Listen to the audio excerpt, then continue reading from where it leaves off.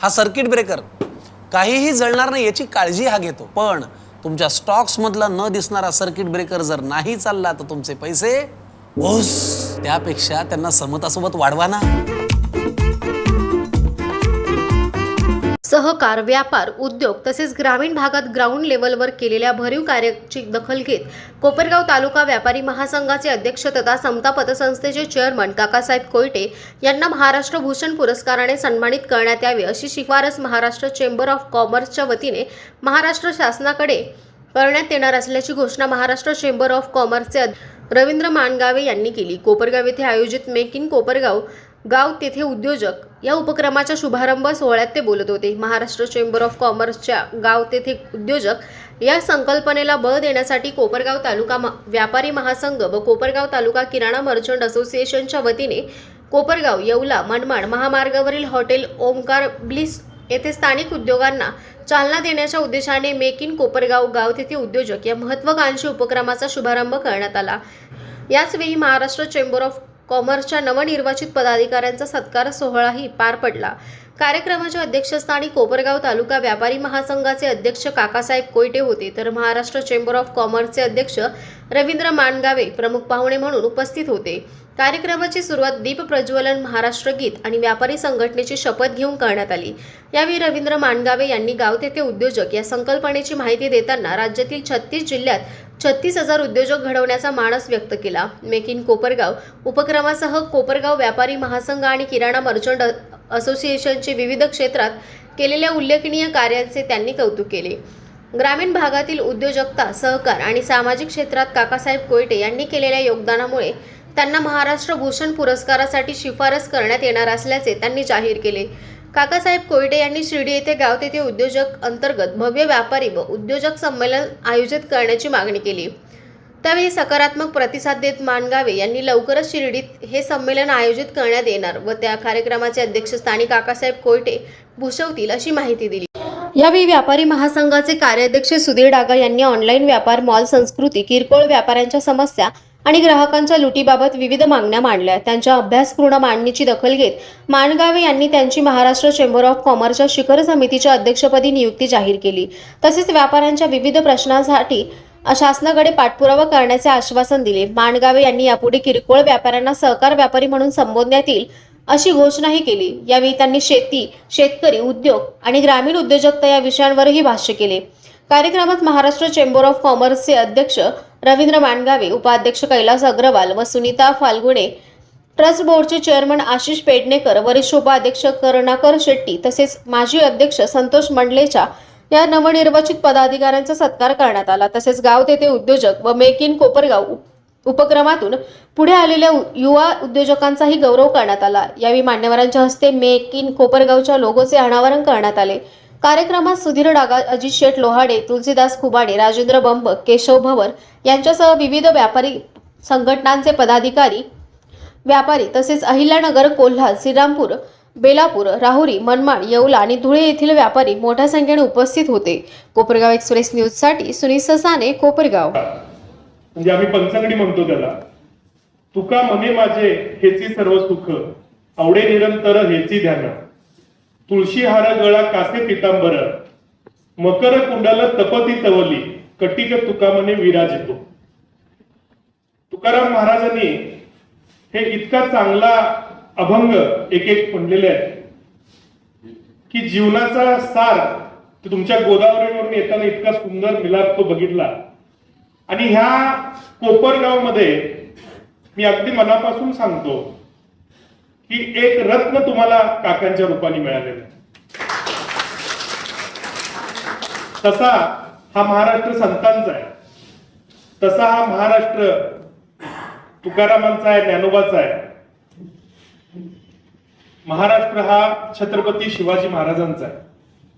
परंतु संतांची कीर्ती किती असते. कालच्या एका आषाढी एकादशीचा मी ज्यावेळी बघत होतो की त्याग किती मोठा असतो. तुकाराम महाराज हे त्यावेळेला, हा विषय नाही परंतु मला आठवलं म्हणून सांगतो, तुकाराम महाराज त्यावेळेला पूर्ण त्या प्रांतामधले सगळ्यात श्रीमंत होते.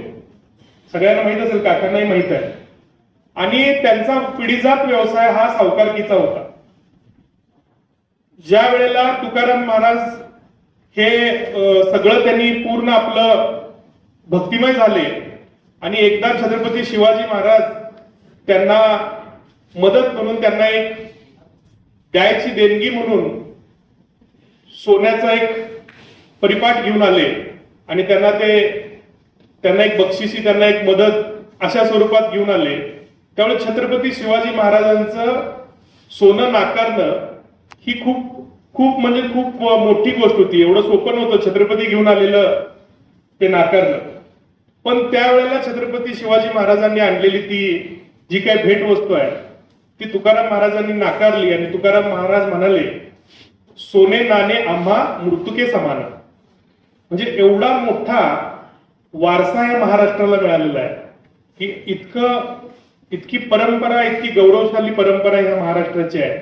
याच महाराष्ट्रामध्ये अनेक लोक होऊन गेली, परंतु आपल्याला जसं वाटतं, मगाशी जे चित्र तुम्ही काका दाखवलं, आजच्या काळात खरी जमिनीवरची गरज तुम्ही भागवलेली आहे. आणि तुम्ही काका जे केलेलं आहे ते कदाचित तुम्हालाही कल्पना नसेल, परंतु ह्या गोष्टीमुळं मी गाव तिथं उद्योजक ही जी काय अभियान घेऊन चाललोय याच्या माध्यमातून ग्रामीण भागामध्ये खूप मोठी क्रांती होणार आहे. आणि ती क्रांतीची सुरुवात भले मी केली असेल, आता त्याची अधिकृत घोषणा, परंतु 2016 पासून तुम्ही हे काम करताय मेक इन कोपरगावच्या माध्यमातून. आपल्याला आशिष पेडणेकर जी आमचे म्हणाले तसं आजच्या या कार्यक्रमाच्या निमित्तानं सांगतो की महाराष्ट्र चेंबर ऑफ कॉमर्सच्या वतीने महाराष्ट्र शासनाकडे महाराष्ट्र भूषणसाठी आम्ही एकमेव नाव काकांचं पाठवू.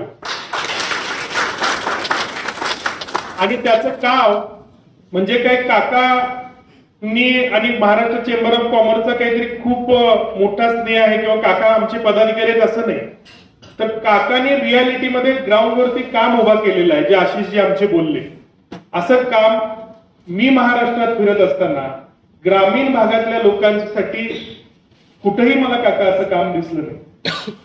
महाराष्ट्र चेंबर ऑफ कॉमर्सच्या ह्या आत्ताच्या आमच्या एकूण वाटचालीमध्ये 1927 साली स्थापन झालेले महाराष्ट्र चेंबर ऑफ कॉमर्स हे आज जवळजवळ 100 वर्ष पूर्ण होत आली. आता 100वे वर्ष आहे. वालचंद हिराचंद शेठजी यांनी ही स्थापना महाराष्ट्र चेंबर ऑफ कॉमर्सची केली. आपण सुधीरजी म्हणाला तसं कोपरगाव एक छोटं गाव आहे, तालुका प्लेस आहे, परंतु वालचंद शेठजी कुठले होते? वालचंद शेठजी ज्यांनी या देशातला पहिला जहाज निर्मिती कारखाना उभा केला, वालचंद शेठजींनी या देशातला पहिला विमान निर्मिती कारखाना उभा केला. ते एका छोट्या सोलापूर सारख्या त्यावेळेच्या ग्रामीण भागातून आलेल्या एक व्यक्तीनं या देशामध्ये सगळ्यात मोठी जी काही निर्मिती आहे ती वालचंद शेठजींनी केली. आज किर्लोस्कर कंपनीचं उदाहरण आहे. मी परवाही माझ्या भाषणामध्ये सांगितलं, किर्लोस्कर कंपनीचं एवढं भव्य रूप तुम्हाला दिसतं, पण तुम्हाला मी आज सांगतो, जे तुम्ही त्या चित्रफितमध्ये बघितलं की कुणीतरी छोटा उद्योग करतोय, अनेक उद्योजक आज तिथं बसलेले आहेत, तर तुम्हाला असं वाटेल की आमचा तर छोटा उद्योग आहे, परंतु या देशातल्या या जगातल्या सगळ्या मोठ्या आज निर्मिती झालेल्या कॉर्पोरेट कंपन्यांची मूळ निर्मिती ही अशा छोट्या व्यवसायातून झालेली आहे. तुम्हाला माहित नसेल तर सांगतो, किर्लोस्करांचा व्यवसाय काय होता काका? सुरुवातीचा सायकलचं दुकान. सायकलचं दुकान बेळगावमध्ये होतं. त्यातून त्यांनी सुरुवात केली. पहिल्यांदा लाकडी नांगर असायचा, त्यांनी लोखंडी नांगर आणला आणि लोखंडी नांगर आणल्यानंतर त्यावेळेला अशी सगळीकडे चर्चा होती की लोखंडी नांगर हे जमिनीत चालवणं म्हणजे आपली माता असते, जमीन म्हणजे आपली भूमाता, याच्यावरती लोखंडी नांगर कसं चालवायचं हा शेतकऱ्यांनी त्याला विरोध केला. किर्लोस्करजी त्यावेळेला गावागावात गेले. जवळजवळ 2.5 वर्ष एकही नांगर विकला गेला नाही. का? तर लोकांचा विचार असा होता की लोखंडी नांगर जमिनीत चालवणं म्हणजे आपल्या मातेचा अपमान करणं. 2.5 वर्ष समजावून सांगितल्यानंतर पहिल्यांदा नांगराची विक्री झाली आणि आज तुम्ही बघताय हळूहळू व्यापक स्वरूप होत होत आज किर्लोस्कर कंपनी तुम्हाला एवढी मोठी संपूर्ण जगामध्ये विखुरलेली दिसते. याची सुरुवात जर कुठं झाली असेल तर ह्या ग्रामीण भागात जे तुम्ही छोटा उद्योग तुम्ही दाखवताय, यातून किर्लोस्करची निर्मिती झालेली आहे. MDH मसाल्याचं उदाहरण घ्या. अशी किती उदाहरणं मी तुम्हाला सांगू, ज्या उदाहरणाची सुरुवात ह्या अशा छोट्या, तुम्ही जे आता गावागावात निर्माण करताय ह्या छोट्या उद्योगातून झालेली आहे. आणि त्या छोट्या उद्योगाचं हळूहळू रूप हे खूप मोठं होतं. आणि ते रूप एवढं मोठं होतं की त्याला भविष्यात ज्या वेळेला ते मोठं होतं त्यावेळेला त्याचा मूळ दिसत नाही. जसा झरा एका लहानसा पाण्याचं थेंब थेंब निघतं आणि पुढे जाऊन त्याची नदी होते आणि अनेक नद्या मिळून महासागर होतो. मूळ जे स्त्रोत असतं झऱ्याचं ते लहान असतं. तसं आज जे आपल्याला दिसतं त्याचं मूळ स्तोत्र तुमचं कदाचित लहान असेल, पण काळाच्या ओघात तुम्ही हळूहळू त्याला नदीचं स्वरूप धारण कराल. भविष्यात त्या अनेक नद्यांचा महासागर होईल आणि ते कधी एवढं मोठं होईल हे तुम्हालाही कळणार नाही. त्यामुळे तुम्ही आत्ता करत असताना आत्ताच्या स्वरूपाकडे बघू नका. मी नेहमी शेतकऱ्यांना सांगतो की तुम्हाला उद्योजक बनलं पाहिजे, कारण आत्ताचं जग शेतकऱ्यांचं नाही आहे, उद्योजकांचं आहे. तुम्ही टोमॅटोकडे बघितलं की तुम्हाला सूप दिसला पाहिजे त्याच्यामध्ये. तुम्ही शेंगदाण्याकडे बघितलं तर जसं कैलासबाई म्हणले तसं शेंगदाण्याचं ऑइल दिसलं पाहिजे तुम्हाला त्याच्यामध्ये. तुम्ही ज्या वेळेला संत्र्याकडे बघितलं तर तुम्हाला त्यातला ज्यूस दिसला पाहिजे. पल्प बघितलं तर त्याचा पल्प, जर आंबा बघितला तर पल्प दिसलं पाहिजे. तुम्हाला त्याचं प्रक्रिया होऊन शेवटचा घटक म्हणजे त्यातला उद्योग दिसला पाहिजे. तो उद्योग दिसण्याची ज्या वेळेला तुमच्याकडे दृष्टी येईल त्यावेळेला तुमचा उद्योग हा मोठा होईल आणि शेतकऱ्याला सुद्धा योग्य भाव मिळेल. आज कैलासबाईंनी त्यांच्या भाषणामध्ये, भलेही ते एक मोठे इंडस्ट्रियलिस्ट आहेत, त्यांचा स्वतःचा उद्योग आहे, पण अतिशय पोटतिडकीनं कळकळीनं सांगितलं की शेतकऱ्याला दर मिळायला पाहिजे. शेतकऱ्याला दर कधी मिळणार, जर त्यानं ती दृष्टी स्वीकारली. शेतकऱ्यानं टोमॅटोकडे टोमॅटो म्हणून बघितलं तर त्याला भाव मिळणारच नाही. ज्या दिवशी तो टोमॅटोकडे पुढं होणार, त्या टोमॅटो पासूनचा जो सॉस आहे तो सॉस म्हणून बघितलं, ती दृष्टी ज्या दिवशी त्याच्याकडे येईल त्या दिवशी ते होणार आहे. ती दृष्टी काका मला वाटतं तुमच्या माझ्यासारख्या ज्ञात लोकांनी, जे आज संपूर्ण जगात आपण फिरतोय त्या ज्ञात लोकांनी त्या अज्ञानात असणाऱ्या लोकांना हात दिला पाहिजे आणि त्याला पुढे कुठेतरी बाहेर काढून त्याला मोठं केलं पाहिजे. आणि मला वाटतं गाव तिथं उद्योजक या अभियानाच्या माध्यमातून 100% आम्ही जे काही असे अज्ञानात विखुरलेले आहेत, वंचित आहेत, दुर्बल आहेत, ह्या सगळ्या घटकांना भविष्यात आम्ही वरती काढू आणि आम्ही त्यांना ती दृष्टी देऊ की जो भविष्यातला मोठा उद्योजक या महाराष्ट्रामध्ये होईल. येणाऱ्या काळामध्ये मगाशी सुधीर दादाजींनी जे सांगितलं, किरकोळ व्यापाऱ्यांच्या वेगवेगळ्या अडचणी, त्यातल्या आताच्या त्यांनी दराविषयीचं सांगितलं. MRP जास्त असून जास्त वजन कमी आहे याच्याविषयी सांगितलं. त्याचप्रमाणे ज्याही काही ऑनलाईन मार्केटमुळं इथल्या ज्या किरकोळ व्यापाऱ्याला अडचणी होतात ह्या गोष्टी सगळ्या सांगितल्या. आशिषजींनी मगाशी मला सूचना केली त्याप्रमाणे दादाजी तुमचा यामध्ये अनुभव मोठा आहे आणि मी तुम्हाला एवढं चेंबरचा अध्यक्ष म्हणून सांगतो, तुमच्या पाठीमागे मी ठामपणानं उभा आहे. तुम्ही आमची जी कमिटी आहे ती कमिटीचं महाराष्ट्र चेंबर ऑफ कॉमर्स हे संपूर्ण महाराष्ट्रात काम करतं, 36 जिल्ह्यामध्ये काम करतं आणि शासनाशी नेहमी डायलॉग असणारी महाराष्ट्र चेंबर ऑफ कॉमर्स ही शिखर संस्था आहे. तर या संस्थेचं आपण, या कमिटीचं चेअरमन पद आपण आजच तुमच्यासाठी मी जाहीर करतो. तुम्ही त्याचं लीड करावं आणि तुम्ही ज्या विषय मांडलेले आहेत त्या विषयासाठी आम्ही तुमच्या बरोबर, शासनाबरोबर असू. याचबरोबर संतोषजींनी सूचना एक मांडली की आपण ही जी कमिटी असेल किंवा ह्या व्यापाऱ्याला आपण किरकोळ व्यापारी म्हणतो, किरकोळ म्हणजे साधा व्यापारी, तर त्याला एक चांगलं नाव असावं. तर मी बसला विचार केला की आजच्या या संपूर्ण कोपरगावच्या कार्यक्रमामध्ये सगळ्यात मोठी जर कामाची प्रगती जर कशामुळे झाली असेल तर काकांच्या सहकारी संस्थांच्यामुळे झालेली आहे. तर त्याला आपण सगळ्यात व्यक्तिगत संबंध असणारा हा व्यापारी आहे म्हणून त्याला एक सहकार व्यापारी असं इथून पुढे म्हणलं. किरकोळ व्यापाऱ्याच्या ऐवजी सहकार व्यापारी, खरा सहकार करणारा व्यापारी जर कुणी असेल तर तो आहे, कारण त्याचा व्यक्तिगत संबंध आहे.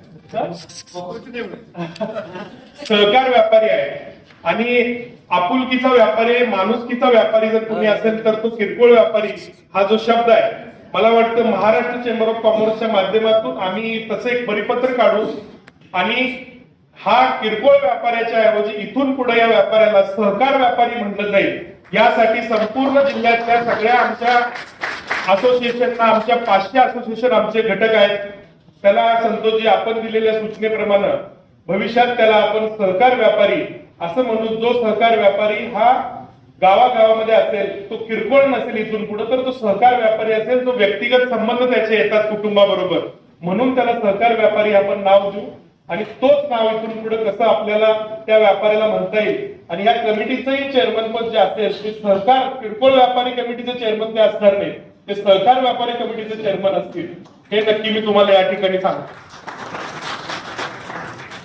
पण याबरोबर आपण ही काही गोष्टी समजून घेतल्या पाहिजेत. आपण काळानुरूप आपल्याला स्वतःला अपडेटेड केलं पाहिजे. काकांनी त्याप्रमाणे पावलं उचललेली आहेत. आपण जर अपडेटेड नाही झालो तर आपण आउटडेटेड होऊ. मी नेहमी माझ्या भाषणामध्ये सांगतो, नोकियाचं मोबाईल हे काळानुरूप बदललं नाही. आज नोकियाचं मोबाईल पूर्ण मार्केटमधलं नाहीसं झालं. HMTचं घड्याळ होतं, काळानुरूप स्वतःला बदललं नाही. आज पूर्ण मार्केटमधलं HMTचं घड्याळ हद्दपार झालं. एचडी गाडी तुम्हाला आठवत असेल, मी माझ्या लहानपणी बघायचो, इकडे पण असतील, एचडी गाडी होती पूर्वी, ती बऱ्याच वेळा किक मारायला लागायची त्याला, परत परत ते वाकडी करायला लागायची, तेल त्यातनं उतरत नव्हतं म्हणून. तर ती एचडी गाडी जी होती, ती एचडी गाडी आता मार्केटमधून हद्दपार झाली, पूर्वी सगळीकडे होती. का? काळानुरूप बदलली नाही. मला वाटतं आपण सगळ्यांनी ही काळानुरूप बदललं पाहिजे. जर आपण काळानुरूप बदललं नाही तर आपल्या आत्ता प्रस्थापित धंद्यातले ऍज पर मार्केट रिसर्च 40% धंदे, 40% बिझनेस हे येणाऱ्या काळात बंद होत जाते. हा मार्केट रिसर्च आणि आतापर्यंतचा आर्थिक अहवाल आहे. त्यासाठी काकांनी जसे अनेक प्रयोग सांगितले, डिजिटल मार्केटिंगचं, ई कॉमर्सचं, हे काळानुरूप तुम्हाला बदल केला पाहिजे. मी एक छोटंसं उदाहरण सांगतो.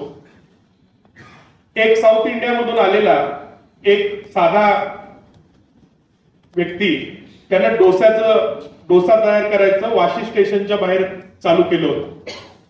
तर तिथं क्राऊड खूप असतो. वाशी स्टेशनला तुम्ही कोण मुंबईला नेहमी येणारे असाल तर तुम्हाला लक्षात येईल, क्राऊड खूप असतो. तो बाहेर रस्त्यावरच डोसा बनवायचा आणि तो डोसा करत करत कल्पक होता. त्याला असं लक्षात आलं की क्राऊड सगळा आहे, तो आत्ताचा नवीन यंगस्टर जो आहे, आता जो झेंजी म्हणायला लागले आपण, तो सगळा आत्ताचा क्राऊड हा चायनीज कडे वळलेला दिसतो आणि त्यामुळे त्याला गिराईक खूप कमी होतं. साऊथ इंडियामधून आलेला गरीब घरातला होता. त्यानं ते हळूहळू बदल केला आणि डोसा करत करत त्यांनी नवीन डोसा चालू केला, शेजवान डोसा, चायनीज डोसा. आणि चायनीज डोसा, शेजवान डोसा हळूहळू चालू केल्यानंतर त्याच्याकडे क्राऊड वाढत गेला. 5-10 लाख रुपये त्याचा टर्नओव्हर होता काका. आणि त्याच्यानंतर तो डोसा इतका चालला, इतका क्राऊड वाढला. आज जगातल्या 22 देशात त्याचे आउटलेट आहे. ऑस्ट्रेलियात आहे, US मध्ये आहे, कॅनडामध्ये आहे, दुबईमध्ये आहे आणि करोडोमध्ये त्याचा टर्नओव्हर आहे. गणपत म्हणून नाव आहे, तुम्ही जाऊन बघा तुमच्या युट्यूब वरती, तुम्हाला सगळी पूर्ण स्टोरी दिसेल. त्यानं काय केलं? त्यानं स्वतःला अपडेट केलं. तोच डोसा जर चालवत तो बसला असता तर तो डोस्याला कितपत त्याची पुढची प्रगती होती याची मर्यादा होती. त्यानं तो डोसा करत करत स्वतःला अपडेट केलं, काळानुरूप स्वतःला चेंज केलं आणि आज तो एवढ्या देशामध्ये पोहोचला. या जगात वेळेप्रमाणे, काळाप्रमाणे आपण जर बदललो नाही तर तोच परंपरागत व्यवसाय करत राहिलो तर त्यातलं मार्जिन कमी होत जाईल. भविष्यातली आपली पिढी त्या व्यवसायाकडे येणार नाही. त्याला ग्लॅमर आणलं पाहिजे. त्याला खूप, आता एखादं साडीचं दुकान असेल तर तुम्ही त्या साडीच्या दुकानामध्ये एखादा शो ठेवला पाहिजे, महिलांनी यावा, मग ते हळदी कुंकूचा असेल, रॅम्प वॉकचा असेल, अजून काहीतरी असेल. ह्या कल्पकता आता आपण त्या केल्या पाहिजे. तर त्या गोष्टीला पुढे भविष्यात तुम्ही काळानुरूप पुढे जाल. ह्या सगळ्या गोष्टी मला वाटतंय काका मी सांगण्याची गरज नाही, तुम्ही खूप चांगल्या पद्धतीने केलेल्या आहेत. मी तर तिथं बसल्या बसल्या असं ठरवलेलं आहे की गाव तिथं उद्योजकचा आमचा एक टीम आहे जी याच्यावर कंटिन्यू काम करते. रामेश्वर पवार म्हणून आमचे उद्योग विचार मंचाचे अध्यक्ष आहेत. त्यांना आणि त्या सगळ्या टीमला काका मी इकडे तुमच्याकडे पाठवणार आहे. 1-2 दिवस तुमच्याकडे ट्रेनिंगला मी पाठवणार आहे इकडे तुमच्याकडे. तर ती तुमचा जो काही हे तुम्ही केलेले प्रयोग आहे हे संपूर्ण महाराष्ट्रानं स्वीकारले पाहिजे. आणि आम्ही जे काही इन्क्युबेशन सेंटर आता तयार केलेलं आहे, इनोव्हेशन आणि इन्क्युबेशन याच मध्ये म्हणतो, तर भविष्यामध्ये इथं सुद्धा महाराष्ट्र चेंबर ऑफ कॉमर्सचा उद्योग विचार मंच, म्हणजे जसं तुम्ही म्हणाला की तुम्ही योगाचं एक मंदिर केलेलं आहे किंवा तुम्ही माणुसकीचं एक मंदिर केलेलं आहे जिथं ह्या सगळ्या गोष्टी होतात, तर तसं मी परवाच उद्योग मंत्र्यांना आशिषजी पण होते त्या दिवशी सांगितलं की गावामध्ये कृषी सेवा केंद्र असतं, तसं गावामध्ये उद्योग सेवा केंद्र असलं पाहिजे. उद्योग विचार मंचाची माझी स्थापनाच ही त्याच्या पाठीमागची अशी आहे, जी आता आम्ही सांगली जिल्ह्यातल्या 813 गावामध्ये करतोय पायलट प्रोजेक्ट. उद्योग विचार मंचामध्ये दुसरा शनिवार आणि चौथा शनिवार लोक एकत्र येतील आणि ते फक्त आणि फक्त 2 तासामध्ये उद्योगावरती बोलतील. त्यामध्ये नवीन जगात काय काय अपडेटेड आहे, आता जसं मी स्टोरी सांगितली गणपत्यांची, डोस्याची, अशा अजून कोणकोणत्या गोष्टी आहेत ज्या आपण स्वीकारल्या पाहिजेत. बिझनेस कोणते कोणते नवीन केले पाहिजे, जसं आता काकांनी तुम्ही ते एक्झिबिशन मध्ये मशिनरीज आणल्या, याच्या व्यतिरिक्त सेल्स साठी काय केलं पाहिजे, मार्केट लिंकेज साठी काय केलं पाहिजे, फायनान्शियल लिंकेज साठी काय केलं पाहिजे, शार्क टँक सारखी व्यवस्था आपल्याला इथं तयार करता येईल का, नवीन इनोव्हेशन रिसर्च यामध्ये आपण बघितलं पाहिजे. आणि तुम्ही बघा, मी नेहमी सांगतो भारतामध्ये रिसर्च ओरिएंटेड व्यवसाय झाले नाहीये. एक तर शासनाकडनं जागा घ्यायची आणि बँकेचं कर्ज काढायचं आणि बाहेरची टेक्नॉलॉजी आणायची. आतापर्यंत देशातले जेवढे उद्योगपती मोठे झाले ते फक्त या 3 क्रिया करतात. एक भरपूर कर्ज घेतात बँकेकडनं, नंतर ते बुडवतात, नंतर दुसरी जागा घेतात शासनाकडनं, आणि तिसरं घेतात बाहेरची टेक्नॉलॉजी आणतात. परंतु भारत सोडून बाहेर उद्योगपती झालेले जगातले मोठे बघा, आज जेफ बेझोस बघा, आज झुकरबर्ग बघा, यांनी स्वतःची आपला टेस्लाचा ओनर त्याचं बघा, यांनी स्वतः काहीतरी इनोव्हेटिव्ह रिसर्च ओरिएंटेड काहीतरी निर्माण केलेलं आहे, कल्पकतेनं पुढे आलेले आहे. आणि त्यांचं मायक्रोसॉफ्टचं, जेफ बेझोसचं किंवा टेस्लाचा कोण असेल तो टेस्लाचा एलॉन मस्क यांनी नवीन रिसर्च ओरिएंटेड काहीतरी केलेलं आहे. आपण या प्रकारे राष्ट्राला पुढे न्यायला पाहिजे. त्यासाठी गाव तिथं उद्योजक करण्यापाठीमागची माझी भूमिकाच ही आहे की गाव तिथं उद्योजक मध्ये काही पानपट्टी टाकायची नाही आहे, गाव तिथं उद्योजक मध्ये काहीतरी छोटा काहीतरी करायचं नाही. म्हणून मी याला गाव तिथं उद्योजक इन्क्युबेशन काउन्सिल काका ह्या पद्धतीचं नाव दिलेलं आहे. इन्क्युबेशन काउन्सिल खाली त्याचं रजिस्ट्रेशन केलंय. माझा त्याच्या पाठीमागचा विचार असा आहे की गावामध्ये काम असणारा एखादा इनोव्हेटिव्ह मुलगा, इनोव्हेटिव्ह युवक, इनोव्हेटिव्ह महिला रिसर्च ओरिएंटेड काही करू शकते का, नवीन काहीतरी कल्पकतेने करू शकते का. जर जगाच्या पाठीवर जेफ बेझोस, एलॉन मस्क किंवा बिल गेट्स जर निर्माण होऊ शकतात, तर भारतामध्ये का निर्माण होऊ शकत नाही. आणि याची विचार कुणीतरी मांडला पाहिजे. सुरुवातीला हे बीज असेल, हळूहळू याचं वटवृक्ष होईल. परंतु हे विचार मांडण्याचं काम महाराष्ट्र चेंबर ऑफ कॉमर्सचा अध्यक्ष झाल्यावर, मी स्वतः 2000 लोकसंख्येच्या गावातून आलोय. माझं लहानपण, माझं शिक्षण गावाकडे गेलेलं आहे. आजही मी गावी आठवड्यातून 2-3 दिवस जातो, महिन्यातून जवळजवळ 10-15 दिवस जातो. तर मला असं स्वतःला वाटतं की याची सुरुवात ग्रामीण भागामध्ये, ग्रामीण भागातल्या ह्या कोपरगाव सारख्या ह्याच्यामध्ये जे काकांनी ऑलरेडी मांडलेला आहे, तोच विचार आम्ही पुढे घेऊन चाललेलो आहे. आणि त्याची सुरुवात नक्की भविष्यात तुम्हाला खूप मोठी झालेली दिसेल. आपण या ठिकाणी प्रत्येक गावामध्ये उद्योग विचार मंच करत असताना काका, माझी एक तुम्हाला सगळ्यांना सूचना आहे, मागणी आहे की सुधीर दादाजी आता आपले चेअरमन पण आता या कमिटीचे होत आहेत, जी मेंबर आहेत, आपल्याकडे आज 25 सभासद झाले. उद्योग विचार मंच या आसपासच्या तुमच्या कोपरगाव तालुक्यातल्या प्रत्येक गावात सुधीरजी चालू करा. आणि त्यासाठी फंड सुद्धा मी तुम्हाला सांगतो, स्वतःचा घालायची काही गरज नाही. मी काल नाशिकमध्ये सांगितलं, गाव तिथं उद्योजक इन्क्युबेशन काउन्सिलला पालकमंत्र्यांचा डीपीडीसी मधला नाविन्यपूर्णचा जो फंड आहे तो 5% फंड असतो. त्यातून 50 लाख रुपये मिळतात. आमदारांच्याकडनं 50 लाख रुपये मिळतात. तुम्ही त्यांच्याकडे चेंबरच्या लेटर पॅड वरती अर्ज करा. आम्हीही मागणी करतो, तुम्हीही मागणी करा. 50-1 लाख रुपये इथं त्याच्यासाठी वेगळं रिझर्व्ह फंड ठेवा. म्हणजे तुम्हाला हे नवीन प्रयोग करण्यासाठी एक फंडची व्यवस्था होऊन जाईल. शासनाकडे ती तरतूद आहे, म्हणूनच त्यातून मी इन्क्युबेशन काउन्सिल केलेलं आहे. नाशिकमध्ये काल आम्ही मागणी केली, सिंधुदुर्गमध्ये आशिषजींनी 15-16 तारखेला नितेश राणेंच्याकडे केलंय. तुमच्याकडेही तुम्ही ते करा. तुमच्याकडे रिझर्व्ह फंड तयार होईल आणि त्या माध्यमातून गावागावात मग ही उद्योगाची चळवळ, ही उद्योगाची क्रांती तयार करायला आपल्याला एक बेस तयार होईल आणि ते तुम्ही करावं अशी माझी विनंती आहे. आणि काकाने जसं सांगितलं की मोठी व्यापारी परिषद इथे एक आपण घ्यायची आहे आणि गाव तिथं उद्योजकचं हे जे मॉडेल आहे वेगवेगळ्या छोट्या छोट्या उद्योगांचं, तर मी तुम्हाला काका, आपण मगाशी जे प्रेझेंटेशन दाखवलं त्यानंतर आशिषजींनी तर सांगितलेलंच आहे, परंतु माझ्याकडून संपूर्णतः महाराष्ट्र चेंबर ऑफ कॉमर्सचा पूर्ण पाठिंबा तुम्हाला असेल. महाराष्ट्र चेंबर ऑफ कॉमर्सच्या ह्या विंग मध्ये सुद्धा हे काम करत असताना इथलं जे काही आपल्याला पूर्ण देशातली ही सगळ्यात मोठा प्रोग्राम आपल्याला गाव तिथं उद्योजकचा, आशिषजी मला वाटतं की आपण शिर्डीला तो घेऊया आणि काकाच त्याचे अध्यक्ष असतील हे आजच मी इथं जाहीर करतो. आणि तो प्रोग्राम इतका ऐतिहासिक असेल की मी माझ्या भाषणामध्ये नेहमी सांगत आलेलो आहे, असेल तर त्या महाराष्ट्रातून झालेली आहे आणि या देशात सगळ्यात पहिल्यांदा ग्रामीण भागातली ग्राम उद्योग क्रांतीची सुरुवात सुद्धा महाराष्ट्रातून होईल आणि महाराष्ट्र चेंबर ऑफ कॉमर्सच्या मदतीनं होईल एवढीच मी सांगतो. आणि मी तर मानगावे साहेब आपल्याला ऐकायला खूप उत्सुक आहे. आपल्यासारखा कल्पक अध्यक्ष या चेंबरला मिळाला यातच सगळं मिळालं. गाव तेथे उद्योजक ही जी कल्पना आपल्या मनामध्ये आली, या कल्पनेमध्ये आमच्यासारख्या छोट्या गावामध्ये राहणाऱ्या व्यापाऱ्यांना खूप आनंद झालेला आहे. तसं पाहिलं तर महाराष्ट्र चेंबर ऑफ कॉमर्सशी 1975 पासून मी संबंधित आहे. मला आठवतं त्यावेळेचे अध्यक्ष बाबूभाई राठी यांचा सुद्धा एक कार्यक्रम मी कोपरावला घेतलेला होता. त्यानंतर गोपटे साहेबांचा घेतलेला होता, खुशालभाई पोद्दारांचा कार्यक्रम घेतलेला होता, देवकिसनजी सारडा असो, विक्रमशेठ सारडा असो किंवा सन्मान्य मंडलेचंदजी असो, हे जे काही काम आम्ही करतोय याला पाठबळ देण्यासाठी आपण या ठिकाणी आलेला आहात. आणि अध्यक्ष साहेब, मी आपलं मनापासून अभिनंदन करतो.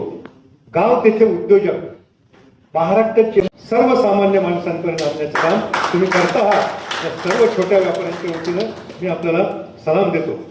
आणि महाराष्ट्र चेंबर ऑफ कॉमर्सच्या नुकत्याच मासिकामध्ये मी वाचलं की आपण लिहिलंय त्याच्यामध्ये, महाराष्ट्राच्या ग्रामीण भागात उद्योजकतेची नवीन पहाट आपण लढवणार आहात, नवीन सूर्य आपण उगवणार आहात. आणि उद्योग म्हणजे केवळ मोठे प्रकल्प नव्हे. सगळ्यांना मी सांगू इच्छितो, अध्यक्ष काय म्हणतात त्यांच्या मनोभावामध्ये, उद्योग म्हणजे केवळ मोठे प्रकल्प नव्हे, घरगुती उद्योग या महाराष्ट्रामध्ये वाढले पाहिजे. ही जी तुमची संकल्पना आहे हीच घेऊन आम्ही मेक इन कोपराव नावाचा उपक्रम या ठिकाणी केलेला होता.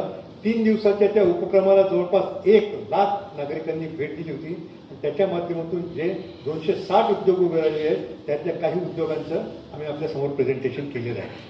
आणि मित्रांनो, अध्यक्ष आणखी एक म्हणतात, जगातल्या दुसऱ्या क्रमांकाची अर्थव्यवस्था ही चीनची आहे. चीनमध्ये कोणतेही मोठे प्रकल्प नाही.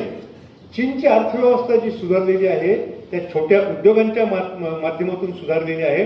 आणि हे छोटे उद्योगांमधून आपल्याला महाराष्ट्र घडवायचा आहे. आपण जे काही महाराष्ट्र गीत या ठिकाणी सादर केलं ते खऱ्या अर्थानं उद्योजकांचा महाराष्ट्र जर आपल्याला करायचा असेल तर सर्वांनी महाराष्ट्र चेंबर ऑफ कॉमर्सच्या मागे खंबीरपणे उभं राहिलं पाहिजे. आणि आम्ही आपल्या मागे खंबीरपणे निश्चित राहायला तयार आहोत. आम्ही अनेक उद्योग व्यवसाय करतो. 3 वर्षापूर्वी आम्ही एक व्याख्यान असं ठेवलं होतं, सावधान धंदा बदलतो आहे. व्यापाऱ्यांनी कसं आपल्यामध्ये बदल घडवले पाहिजे त्यावरचं सुद्धा एक व्याख्यान आम्ही चकोर गांधी नावाच्या व्याख्यात्याचं ठेवलं होतं. त्यामधून अनेक व्यवसाय आम्ही बदलायचा प्रयत्न करतो आहे.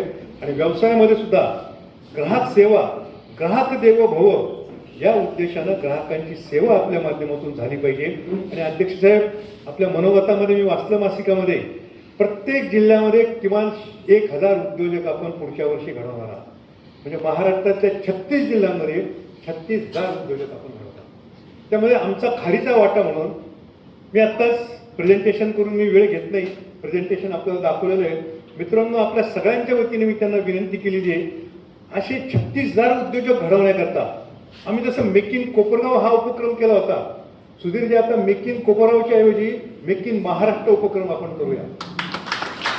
हा उपक्रम शिर्डी आपल्यापासून जवळ आहे. शिर्डीला यायला जगातले सगळे भाविक तयार असतात. शिर्डीमध्ये जर असा प्रकारचा मेक इन महाराष्ट्राचा उपक्रम जर आपण घडवला, आम्ही मेक इन कोपरगावमध्ये जवळपास 250 मशिनरी त्या ठिकाणी आणल्या होत्या. तुमच्यासारखे दिग्गज जर बरोबर असतील तर 1000 मशिनरी सुद्धा त्या ठिकाणी आपण निश्चितपणे आणू शकू. म्हणजे मेक इन कोपरगावच्या माध्यमातून आम्ही जे उद्योजक घडवले, आम्ही त्या ठिकाणी त्यांना त्या एक्सपोमध्ये आणलेल्या मशिनरीच्या माध्यमातून ती मशिनरी चालवायची कशी, त्या मशिनरीतून उत्पादन कसं घ्यायचं, त्या मशिनरीतून उत्पादित होणारा मालाला लागणारा कच्चा माल कुठून मिळेल याचं सुद्धा मार्गदर्शन आम्ही त्या उद्योजकांना दिलं होतं. एवढंच नाही, उद्योग करतात अनेक जण, पण उत्पादित केलेला माल विकायचा कुठं ही सुद्धा त्यांना मोठा प्रश्न असतो. किंवा त्या मालाचं पॅकेजिंग कसं करावं, त्याचं ब्रँडिंग कसं करावं, त्याचं मार्केटिंग कसं करावं याचं सुद्धा प्रशिक्षण आपण त्या शिर्डीच्या कार्यक्रमामध्ये निश्चित घेऊ शकतो. आणि मी तुम्हाला खात्री देतो, महाराष्ट्र चेंबर ऑफ कॉमर्सच्या वतीनं जे उद्योजक घेतील त्यांचा उत्पादित माल महाराष्ट्रातल्या सगळ्या पतसंस्थांमध्ये आपण विकायचो. म्हणजे पतसंस्था चळवळीचे अनेक मित्र आहेत आणि अनेक व्यापाऱ्यांच्या पतसंस्था आहेत. आमचे प्रकाश शेठ पारस राहुरीच्या व्यापारी महासंघाचे अध्यक्ष आहेत, पण त्यांची सुद्धा पतसंस्था आहेत. आमचे लड्डाजी या ठिकाणी होते, त्यांची सुद्धा पतसंस्था आहेत. अशा अनेक व्यापाऱ्यांच्या ज्या पतसंस्था आहेत त्यामधून हा माल मार्केटिंग करण्याचा आम्ही नक्की प्रयत्न करू. त्याचबरोबर मी आपल्याला कल्पना सुचवलेली, कोपरगावमध्ये आम्ही जे समता सहकार बास्केट ॲप चालू केलेलं आहे, तसं आपण चेंबरच्या वतीनं चेंबर बास्केट किंवा असं काहीतरी नाव देऊन एखादा उपक्रम जर चालू केला, त्या उत्पादित मालाला चांगल्या प्रकारची बाजारपेठ, म्हणजे ॲमेझॉन आणि फ्लिपकार्टला मिनी ॲमेझॉन आणि मिनी फ्लिपकार्ट आपल्या चेंबरच्या वतीने जर महाराष्ट्रात करता आलं तर आपण जो काही उद्योजक घडवणार आहात त्यांच्या माध्यमातून जो काही माल उत्पादित होणार आहे त्याला चांगली बाजारपेठ सुद्धा आपण मिळवू. आणि याच्यामध्ये आम्ही ॲमेझॉन आणि फ्लिपकार्टपेक्षा सुद्धा चांगल्या कल्पना राबवल्या आहेत. त्याच्याकरता जे काही डिलिव्हरी बॉय लागतात त्या डिलिव्हरी बॉयची सुद्धा टीम आम्ही तयार केलेली. तशी टीम जर सगळ्या महाराष्ट्रात आपण उभं करू शकलो तर बेरोजगारीचा प्रश्न सुद्धा निश्चितपणे सुटू शकेल. त्या माध्यमातून लॉयल्टी पॉईंटची आम्ही कल्पना आणलेली. फ्लिपकार्ट किंवा अमेझॉनवर किंवा जे ऑनलाईन काम करणाऱ्या कंपन्या आहेत त्यांना मिळालेले लॉयल्टी पॉईंट हे त्याच दुकानात वटवावे लागतात. आम्ही याच्यामध्ये अशी संकल्पना आणलेली आहे, एखाद्या ग्राहकाने जर शूज खरेदी केला त्याचे लॉयल्टी पॉईंट त्याला वटवायला पुन्हा तो ज्यावेळेस शूज घ्यायला जाईल 1 वर्षांनी 2 वर्षांनी त्यावेळेस वटवता येते. पण बुटाच्या दुकानात मिळालेल्या लॉयल्टी पॉईंट त्याला किराणा दुकानात सुद्धा वटवता आले पाहिजे, पानपट्टीवर सुद्धा वटवता आले पाहिजे. अशा प्रकारचं हे ॲप तयार केले. तुमच्यासारखे दिग्गज माणसं जर आमच्या बरोबर महाराष्ट्र चेंबरने हे मनावर घेतलं, एखाद्या चांगल्या सॉफ्टवेअर कंपनीच्या माध्यमातून आपण हे ॲप जर तयार केलं तर महाराष्ट्रामध्ये आपण निश्चितपणे क्रांती घडूया. आणि रवींद्रजी, मी माझ्यापेक्षा खूप लहान आहात म्हणून अध्यक्षांच्या ऐवजी मला रवींद्रजी म्हणायला आवडेल. तुम्ही जी क्रांती कराल ना, आज संपूर्ण भारतामध्ये जैन झीनी जी क्रांती केली ती तुम्ही महाराष्ट्रामध्ये नक्की घडवा अशी मला खात्री आहे. आपल्यासारखा तरुण अध्यक्ष या महाराष्ट्र चेंबर ऑफ कॉमर्सला मिळालेला आहे. सर्व लहान मोठ्या व्यापाऱ्यांच्या वतीनं मी नक्कीच आपलं मनापासून कौतुक करतो आणि आणखी एक विनंती करतो. मला सांगा, शिक्षकांकरता एक आमदारांचा मतदारसंघ असतो, पदवीधरांकरता असतो, मग व्यापाऱ्यांकरता का होऊ नये? तसा व्यापाऱ्यांकरता सुद्धा एक आमदार खासदारांचा मतदारसंघ असतो. तुमची मागणी आज जेनजी करेल कारण चेंबरचा जेनजी आहे.